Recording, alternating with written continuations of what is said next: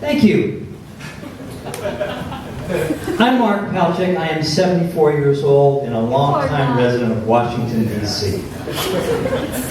Now, I gotta tell you, I don't know if it's my age or working at home during the pandemic, but I rarely know what day it is. Just last Monday, I got up and I got dressed for church, and then I remembered, that's stupid. I don't go to church on Monday morning. I'm Jewish. I don't go to church at all. This pandemic has given my adult kids, and I see some of you the same age, great excuses for why I can't go visit them. Mom, Dad, it's a pandemic. We gotta socially distance. Oh, come on, kids, why can't you come down and visit? You live in our basement. Truth is, my kids are real disappointments. When I was a kid and I screwed up, my mom would say, I hope your kids are just like you. I should be so lucky. My kids are like my parents. They say things like, my house, my rules. It's COVID out there, wear a mask. And Mark, stop fidgeting, we're trying to change your diaper. I can't figure out the drug scene in Washington, D.C. You know, weed and mushrooms are legal and readily available. But I got allergies, and I cannot score decongestant like Claritin D anywhere. Well, except for my meth dealer. But D.C.'s a great place to live, except it's really getting way too expensive. You couldn't believe what it costs these days to buy a politician. Oh God, they are not worth it. D.C. has a politician that tweeted that Jews control the weather. You know, we had that superpower, we just keep Berlin a toasty 78 degrees. And we haven't been able to change the weather since we left Egypt the first time. Jews and misery, go together throughout our history. We just love being dour. We get sadder by the hour. And you know, I don't care what those anti-Semites say. We did not control the banks. We don't control Hollywood. And good golly, Miss Molly, we did not sink the Titanic. That was an iceberg, not a Goldberg.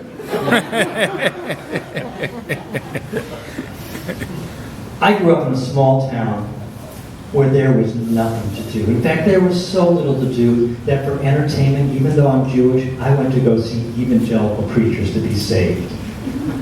I went to see the Reverend Rex Humbard preach, and he was amazing.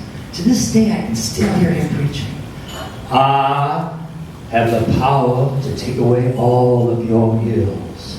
I have the power to take away all of your sins. I have the power to take all major credit cards. And boy, Howie, I wanted that power. So I went to my career counselor and I said, Rabbi, I want to be an evangelical preacher. And that's when I found out that they don't let Jews do that.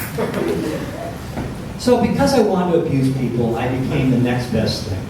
A lawyer. Look, lawyers are really not all that bad. I mean, they can be very useful as sleep aids. If you don't believe me, ask one what they do all day. If you're not asleep in 10 minutes, you're not listening. And I know that people like calling lawyers about as much as they like calling an undertaker. But you know, if grandma's died, you gotta call the undertaker, right? And you really ought to call the undertaker if you're the one that killed grandma. What I'm trying to say is that it's best to call a lawyer before you do something stupid, because lawyers are a lot like condoms. It's best to use them before you get fucked. I hate the fact that just because I'm over 70, people think that I'm old. That on the train, pregnant women give me their seat. And my only pickup line is help, I've fallen and I can't get up. But I get it. People age, they change. A young man, 22, dreams of having a mistress who's young and sexy, will dress up like a nurse. An old man, anybody, of 92 dreams of having a mistress that's an actual nurse. The young man really wants his mistress to knock his socks off.